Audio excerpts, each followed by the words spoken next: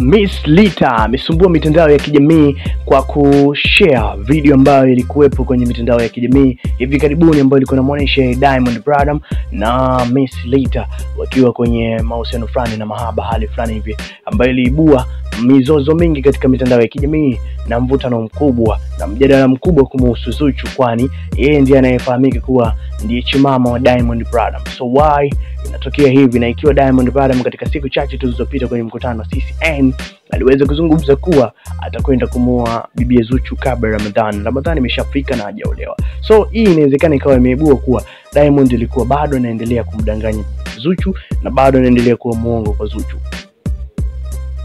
Stories zimekuwa ni nyingi zikimhusisha Diamond Platnumz, lakini pia Diamond amekuwa akizipinga kuhusiana na haya yote yanayoendelea, kwani ni ya muda mrefu sana na alishawahi kumwambia mpenzi wake ambaye anaye kwa sasa, lakini bado imeonekana kuwa ni changamoto kubwa kwa huyo dada kumove on. So hayo ndio ambavyo yapo katika mahusiano ya Diamond Platnumz na bibi Zuchu. Lakini pia msanii wa zamani wa Diamond Platnumz, Harmonize, amekuwa akiendelea kuomba radhi kwa Diamond Platnumz, kwani ni moja ya ndugu yake ambaye alimfanya yeye kuingia katika game la muziki na kujulikana hadi sasa tunamtambua Tanzania nzima. Hii ni kutokana na mchango mkubwa wa fedha, mchango mkubwa wa nguvu ya ushawishi aliyoweka Diamond kwa Harmonize kipindi kile kabla hatujamfahamu.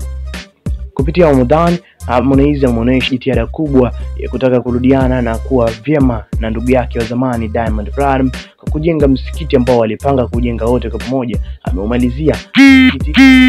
Ameumalizia msikiti na kuanza kutaka kutoa